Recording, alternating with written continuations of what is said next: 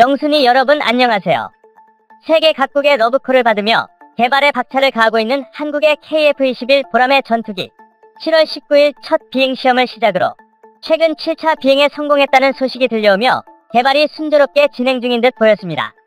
그런데 알려진 바와는 달리 시험 비행 중 뜻밖의 치명적인 결함이 발견되며 비상 착륙하는 등 개발이 난항에 빠졌다고 합니다. 그 가운데 일본에서는 한국의 결함 발견을 기뻐하며 역시 한국 그럴 줄 알았다는 식의 한국을 조롱하는 반응이 이어지며 눈살을 찌푸리게 하고 있다고 합니다. 이 와중 로키드 마틴이 KF-21과 관련해 입을 열어 일본이 크게 당황하고 있는데요. 그 자세한 내용 알아보도록 하겠습니다. KF-21 시제기는 7월 19일 첫 비행을 성공적으로 마치며 사람들의 뜨거운 관심을 받았습니다. 7월 29일 시행된 2차 비행 역시 성공적으로 마쳐 개발이 순조롭게 진행될 것으로 기대됐습니다. 그러나 비행시험이 반복되면서 결함이 쏟아져 나왔습니다. KF-21 시제기는 1, 2차 비행시험 성공 이후 곧바로 이어진 3차 비행을 제대로 수행하지 못했다고 합니다. 3차 비행시험 시작 당시 활주로 주행 중에 특정 시스템에 이상이 감지된 것인데요.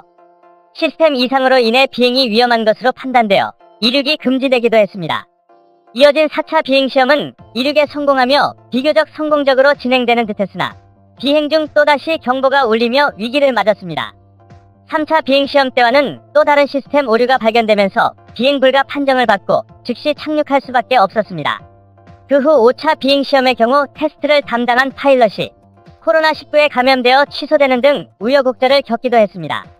국내 언론은 KF-21 시제기가 총 비행시간이 1시간 남짓이었으며 음속 이하의 속도로 비행하는 시기였음에도 일부 장비가 정상 작동하지 못하거나 비상 착륙 상황이 벌어지는 등 결함이 나타났다는 것에 문제를 제기했습니다. 세계 모든 전투기들이 비행시험 중 결함을 쏟아낸다고 하지만 KF-21은 다소 일찍 그것도 느린 속도로 비행 중에 결함이 발생한 것이라 개발사인 한국항공우주산업이 남은 비행 일정을 어떻게 꾸려나갈지 주목된다는 것이었죠. 군과 방산업체에서도 우려의 목소리가 커졌습니다. 개발을 담당하고 있는 KAI는 4년간 최소 2,000번 이상의 비행시험을 통해 결함을 해소할 계획임을 밝혔습니다. KAI의 한 관계자는 세부 내용을 공개할 수 없지만 심각한 문제로 인식하고 있다며 결함을 해결하느라 일정이 지연돼 약 2개월 동안 67차례 비행시험하는데 그쳤다라는 입장을 밝히기도 했습니다. 한편 과거 KAI에서는 예정보다 적은 비행시험 횟수에 올여름 태풍이나 장마 등 자연재해로 인해 일정의 차질을 빚었다 해명한 적이 있습니다. 특히나 장마의 경우 예상했던 상황이기에 전체 일정을 봤을 때 개발 일정의 차질은 없다며 개발이 문제없이 진행되고 있음을 강조하기도 했습니다. 또한 지금까지 진행된 7차례 비행시험 모두 원활하게 비행이 이뤄졌으며 각종 테스트도 잘 수행해냈다며 자신감을 내비쳤었죠. KAI의 주장도 일리는 있으나 걱정되는 부분은 속도에 있습니다. 첫 결함이 발견된 당시 KF-21 시제기는 1시간 동안 시속 400km 정도의 속도로 비행했습니다. 음속의 경우 시속 1224km이기에 KF-21은 겨우 음속의 30% 정도밖에 못 미치는 속도로 비행했던 것이죠. KAI의 또 다른 관계자는 5차 비행부터 이륙 비행, 착륙시 같은 결함은 발견되지 않았으나 매 시험마다 살얼음판을 걷는 것 같았다는 입장을 밝히기도 했습니다. KF-21의 결함에 대한 선제적 대응과 적절한 상황 인식이 꼭 필요할 것 같습니다. 결함에 적극적으로 대응해야만 전 세계적인 신뢰를 확보할 수 있을 것이기 때문입니다.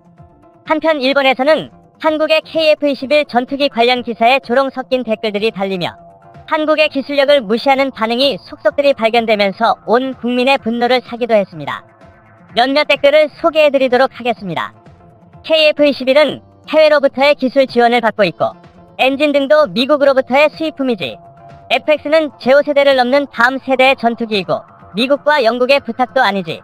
일본과 영국은 대등한 관계이고 아무리 생각해도 기술도 노하우도 한국보다 일본이 앞선다. 제대로 조사받고 나서 발언해달라고. 하지만 그건 그렇고 KF-21 개발 너무 서두르지 않습니까? F4와 F5의 후계기가 빨리 필요한 것은 알고 있습니다만 빨리빨리 정신이라고 해서 무엇이든 서두르는 것은 한국인의 국민성이죠. 그들은 어쨌든 성격이 급해서 결과를 곧바로 요구할 거예요. 그것이 이번 계획에도 잘 나와 있네요. KF-21은 미완성품, 마무리하여 전투기로서의 기본 성능을 보여야 개발 성공입니다. 반면 로키드 마틴의 한 관계자는 KF-21 비행시험 중의 결함은 전투기 개발 중에 충분히 일어날 수 있는 일이라며 옹호하고 나섰습니다. 특히나 전체적으로 봤을 때 개발에 문제가 없어 보인다며 KF-21 전투기의 성공을 점쳤습니다. KF-21의 결함에 신나서 조롱을 일삼고 있는 일본의 모습과 모순되는 점은 일본이 지금까지 제대로 된 자체 전투기를 개발하지 못하고 있다는 것입니다. 일본보다 훨씬 앞선 한국의 자체 개발 소식에 배가 아픈 것이 당연해 보입니다. 지난 2016년 일본은 세계 네 번째 스텔스기인 X-2를 개발해 시험 비행에 성공했습니다. 하지만 X-2 전투기는 실제 전투에 배치하기 위한 전투기가 아니라 자국산 고기동 기체 제어 기술과 터보팬 엔진 운전 기술, 스텔스 형상 설계 기술 등을 실증하기 위한 용도로 제작됐습니다. 언론에서는 X-2 비행기를 스텔스 전투기라고 언급했지만 실상은 일본의 기술력을 시험하기 위해 만든 기술 실증기로 큰 차이가 있습니다. X-2는 비행기의 공기 흡입구 구조가 RCS 저감에 부적합하고 입구가 좁아서 가동성에 문제가 있으며 무장 장착 등에 적합하지 않은 구조로 실제 비행 전투에 배치될 수 없습니다. 일각에서는 일본이 스텔스 기술을 가지고 미국의 F-35를 생산하기 위해 꼼수를 부린 것이라는 말이 나오기도 했습니다. 현재까지 X-2의 개발을 이어가고 있지만 이렇다 할 성과 없이 지지부진한 상태이며 현재는 영국과 합동으로 전투기 개발에 나서고 있는 상황입니다. KF-21의 개발 과정이 과거 KAI가 로키드 마틴과 공동 개발했던 T-50에 비하면 매끄럽지 못한 것은 사실입니다. 그러나 이것이 큰 문제라고 보기는 어렵다는 견해가 많습니다. 특히나 KAI는 KF-21에 문제가 많다는 것은 잘못된 기사라며 강력히 반발하고 있습니다. T-50은 공동 개발이라고 하긴 했으나 현실적으로 미국 로키드 마틴이 개발한 기종입니다. 또한 고등운영기를 목표로 개발한 것이기에 요구 조건도 크게 복잡하지 않습니다. 반면 KF-21은 국내 최초로 개발하는 초음속 기종이고 그 성능 역시 기본적으로 4.5세대급 전투기를 추구하며 향후 5세대 스텔스기로 발전할 수 있도록 설계되었습니다. 4세대 전투기의 경우 스텔스 성능은 일종의 부차적인 요구사항이고 핵심 성능은 공중 기동성 향상에 맞추어져 있어 항공역학적으로 최적의 기체 설계를 도입할 수 있습니다.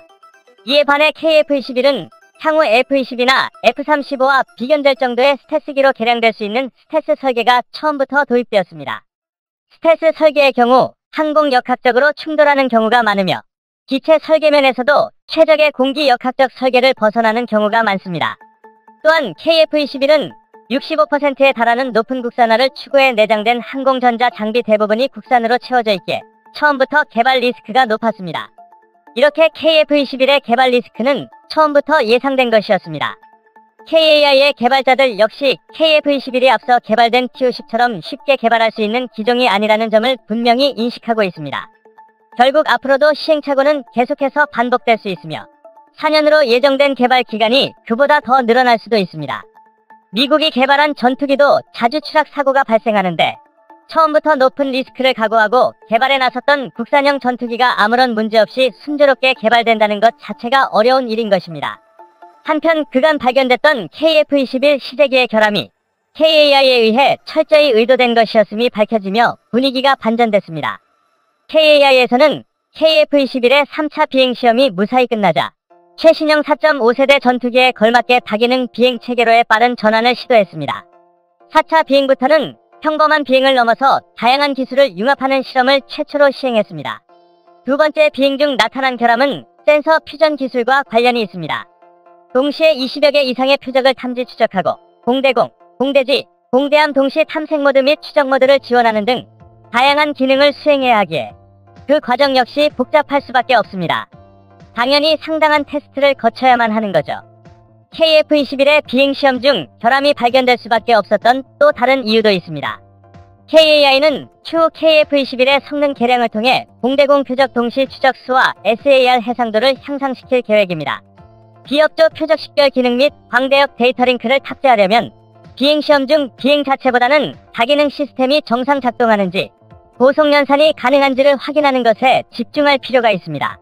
이로써 KF-21 시제기의 비행시험 중 결함이 발생한 이유가 설계상의 문제와 같은 기술적인 큰 문제가 아닌 복잡한 시스템의 완벽하고도 유기적인 결합을 위한 도전이었음이 밝혀졌는데요.